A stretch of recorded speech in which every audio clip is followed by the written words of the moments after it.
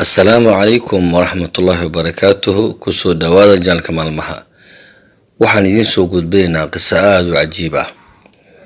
qisadani ayaa waxay ku dhacday qoys aad u faqiir ah. qoyskani ayaa wuxuu ka koobnaa aabe iyo hooyo, laba wiil iyo saddex gabdhood. qoyskani ayaa waxay ku noolaayeen meel tuulo ah. aabaha qoyska ayaa wuxuu ahaa nin ka ganacsado qudaarta. suuqa ayuu wuxuu ku lahaa dukaan uu ku iibiyo qudaarta. ninkani maalin waliba wuxuu soo aadaa suuqa wuxuuna iibiyaa qudaarta. markii la gaaray galabkii ayuu wuxuu soo qaataa qudaartii u soo hartay iyo xoogaa cashaha ayuu ilmihiisa u keenay habeenkii. reerkani noloshana way ku faraxsanaayeen, wayna isaga noolaayeen. waxa alla u qadarana raalli ayay ku ahaayeen. aabihii sidaa ayuu ku noolaa, carruurtiisu ku biilin jiray. maalin maalmaha ka mid a ayaa alla subxaanahu watacaala wuxuu doonay inuu imtixaamo reerkani. aabihii oo ka soo laabtay shaqada isla markaana bacdiisii adeega wato oo u soo qaaday carruurtiisa cashada oo waddada socdo ayaa waxa dhacday gaari cararay ayaa ku yimid, markaasuu ku dhuftay waana ka cararay. odaygii waa u dhacay, bacdii qudaarta ku jirtana way ka daadatay. dadkii ayaa soo aruuray qudaartii, markaasay soo qaadeen odaygii. markii ay soo qaadeen ayuu isla markiiba dhintay. isbitaal u dhow ayay dhigeen, markaasay u tageen reerkii ku yidhaahdeen aabihiin waa uu dhintay. bacdan qudaarta ayuu gacanta ku haystay, bawr ayaana dilay, wuxuuna yaalaa isbitaalka. hooyadii iyo ilmaheedii aad ayay u murugoodeen, maxaa yeelay aabahani wuxuu ahaa ninka keliya ee garabkooda taagan. aabihii sidii ayaa lagu aasay. maalmo ka bacdi reerkii waxaa soo wajahday dhibaato, maxaa yeelay ma haystaan qof cidda biilayso ama garab istaagayso. hooyadii way fikirtay, waxayna ku fikirtay sida ilmaheedii dhibaatadan uga samata bixi lahayd. markaase waxay ku tidhaahday wiilkeeda ugu weyn, dukaanka aniga ayaa furayo. wiilkii ayaa yidhi hooyo maya, aniga ayaa gadayo, dukaanka ka shaqaynayo. iskuul ayuu dhigan jiray, balse markii ay duruuftii adkaatay ayuu iska daayay iskuulkii, wuxuuna faray dukaankii aabihiis. sida ayay dib ugu soo noqdeen noloshii. wiilkiina wuxuu bilaabay inuu kaalintii aabihiis ka soo baxayo. reerkii noloshoodu waa iska soo fiicnaatay, hase aatee weli duruuf ay isaga noolaayeen. wiilkani sida aabihiis ayuu qudaartii ka ganacsan jiray. muddo ka bacdi waxaa dhacday wiilkii wuu xanuunsaday, jiro waxaa ku dhacday aad u daran. markaasaa waxaa dhacday wiilkii markii uu xanuunsaday in tuuladii xal looga waayay, isla markaana lagu yiri wiilkani waa inaad geyso isbitaal ku yaalo magaalada, sidaa darteed meeshan daawo ma lahan. hooyadii wiilkii ayay soo qaaday, waxayna keentay magaaladii. isbitaalkii markii geysay ayaa waxaa loo sheegay in wiilkeeda uu aad u xanuunsan yahay, isla markaana uu u baahan yahay qalliin iyo daawo fara badan. waxaa lagu yiri qarash badan ayaa lagaga baahan yahay. hooyadii aad ayay u murugootay, maxaa yeelay wax qarasha ma haysato. waxay ku fikirtay in gurigii ay lahaayeen ay beeciyaan si wiilkeedii ku daaweyso. waxay tagtay shirkad guryaha lagu beeciyo, markaasay u bandhigtay in gurigeeda beec uu yahay, isla markaana ay doonayso qarash ay ku daaweyso wiilkeedii. shirkaddii ayaa waxay ku yidhaahdeen gurigan beeciisii wuxuu qaadanaa muddo ilaa 1 bil, sidaa darteed wayna sugtaa. hooyadii waxay ku tiri ma sugi karo, maxaa yeelay wiil ayaa isbitaal laga yaalo, waxaan u baahanaa qarash.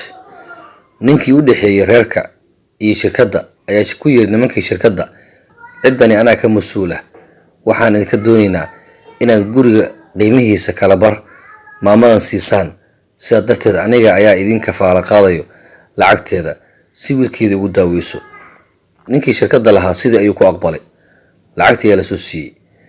wiilkii xanuunsanaa wiil ku xigay oo markaa 17 jir ahaa ayaa lacagtii soo qaaday. tuulada iyo magaalada masaafo dheer ayaa u dhaxayso oo dhowr 100 kiiloomitir ayaa loo socdaa. wiilkii waa uu soo baxay, markaasuu wuxuu soo istaagay busteejo laga raaco baabuurta. meeshii ayuu muddo taagnaa, wax gaari waa u waayay. markii dambe uu cabsaday, wuxuu siiyey maadaama waqtiga sii dhammaanayo lacagtan aad wado waa inaad si degdega go'aan ku qaadataa. markaasuu wuxuu arkay taksi meesha yaallo. taksiga ayuu u tagay ku yiri nin waxaan doonayaa inaad iqaado magaalada geyso. ninkii taksiga ayaa ku yiri nin hal qofood kaliya ma qaadan karo, waa inaan dad badan sugnaa si aan dad badan ku qaadno. wiilkii wuxuu ku yiri ninka taksiilaha ahaa, niyow iqaad kaligay, lacagta anaa ku siinayo, maadaama dad aad sugi lahayd waqti badan ma haysto, waxaan doonayaa inaad si degdeg u qaado. Sidii ay ku soo qaaday ninka taksiilaha ahaa. Wadadii ayay soo galeen. Waxay bilaabeen inay wada sheekaysanayaan.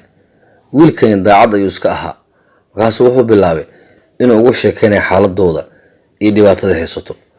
Ilaa markii dambe uu sheegay ninka taksiilaha ahaa in gurigoodii ay beecinayaan oo nimanka shirkadda lacag ka soo qaadeen, haddana lacagtii uu wado uu doonayo walaalkiisa lagu daaweeyo. Ninkii taksiilaha damac ayaa galay oo shaydaan ay wuxuu u sheegay in wiilkani lacagta uu ka dhaco. Markaasuu gaarigii markii dhex ay soo socdeen ayuu meel joojiyay. Wiilkii iyo isaga ayaa soo degteen. Wiilkii oo filanaynin ayuu midi ku boobay. Markaasuu dhowr xabo ku dhuftay. Wiilkii waa u dhacay. Lacagtii ay ku soo qaatay. Markaasuu gaarigiisii soo qaatay. Magaalada ayuu iska soo aaday. Markii magaalada uu yimid oo lacagtiisii qaatay oo cabaar joogo ayuu wuxuu arkay dad tuuladii rabaan oo dhahayaan waxaan rabnaa tuulada. Wuxuu si dadkan si qadi ka faa'iideyso. Dadkii ayuu soo qaaday. Markii uu dhex soo marayo ayuu wuxuu ku fikiray inuu bal soo fiiriyo wiilkii inuu soo hubiyo in nafta ka baxday in kaleeto. Dadkii ayuu meel joojiyay. Markaasuu ka soo degtay gaarigiisii. Wiilkii ayuu meel yaalo. Wuxuu arkay inuu weli nool yahay. Markaasuu wuxuu yiri weli ma nooshahay. Waa baxay dhagax meel yaalo ayuu si dhagaxan qaado ee madax uga baji. Dhagaxii markii uu soo qaatay ayaa abeesa ka soo hoos baxday. Markaasii ku dhagtay ninkii.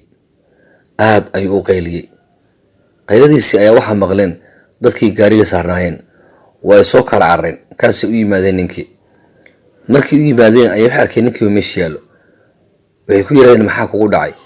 Wuxuu yiri abeesa ayaa cuntay. Ila carra isbitaal igeeyay waan dhimo rabaa. Ayuu ninkii soo qaadi rabo. Ayay wax arkeen wiil meesha yaalo oo dhiig baxay oo nafta ku daba yar tahay. Wadada ay istaageen. Markaasay gaari kala socdo joojiyeen. Labadii ay soo wada saareen ninkii taksiilaha iyo wiilkii yaraw dhaawac ahaa. Magaalada ayaa loo soo wada qaaday. Isbitaalkii markii la keenay labadoodii ninkii taksiilaha isla markiiba waa dhintay. Wiilkii ayaa saada la geeyay oo la daaweeyay. Isla markaa la badbaadiyay. Markii wiilkii oo soo miraabay ayaa la weydiiyay xaaladiisa. Markaasuu wuxuu ka sheekeeyay isaga iyo ninka wax dhaxmaray. Kadib lacagtii ayaa ninkii laga soo qaaday taksiilaha dhintay. Markaasaa wiilkii tuuliisii loo soo celishay isagoo fiican. Wiilkii walaalkiis ahna sidii ayaa lagu daaweeyay. Wax qarashan lagama qaadan. Ninkii shirkadda markii uu maqlay xaaladda dhacday iyo reerkan dhibaatada qabsatay ayuu wuxuu yiri lacagtii aan siiyay wax deyn kama rabo. Sadaqa ay ii tahay. Iska qaata. Reerkii gurigoodii waa uu badbaadiyay ma aysan iibin. Lacag aysan filanayna Allah subhanahu wa ta'ala waa uu siiyay. Dhibaatadii ku dhacdana Allah waa uu dhib yareeyo caafimad ayuu ugu bedelay. Marka kadib nolol cusub ayay bilaabeen. Wiilkii dukaankii ayuu furtay. Dukaankii ayaa weynaaday. Ilaa markii dambe reerkii noloshooda is bedeshay. Waxbarashadii ay ku laabteen wiilashii iyo gabdhihiiba waxay noqdeen dad waxbarashadii dhameystirtay. Isla markaana noloshoodii dib ka wanaagsanaatay. Qisadani halkan ayay ku eg tahay. Hase ahaatee qisadani waxyaabo badan aan ka faa'iideynaa. Marka ugu horeyso qisadan waxaan ka faa'iideynaa duruuf waliba aad ku sugan tahay inaad ku sabarto. Maxaa yeelay Allah subhanahu wa ta'ala mar waliba uu ka warqaba xaaladaada. Soo kale qisadan waxaan ka faa'iideynaa haddii dib kugu dhaco Allah subhanahu wa ta'ala inaad ula kaashato. Maxaa yeelay Allah ayaa duruufta ka qaadi karo. Soo kale qisadan waxaan ka faa'iideynaa inaadan dadka qayaanin. Maxaa yeelay waxa dhici karto inaad ku fikirto inaad dadka qayaanto, laakiin qayaanada inay kugu soo noqoto ayaa dhici karto. Ninkan taksiilaha ah wiilkan yar uu aaminay sirtiisa ayuu uga sheekeeyay. Hase ahaatee ninkani qayaan ayuu sameeyay, balse ugu dambeyntii isaga ayaa noqday ruux ku qasaaray qayaanadiisii. Waad ku mahadsantahay daawashada muuqaalkan. Haddii aad ku cusub tahay jalka maalmaha fadlan subscribe dheh. Isla markaana share galay oo la wadaag asxaabtaada si uga faa'iideystaan. mahadsanidin.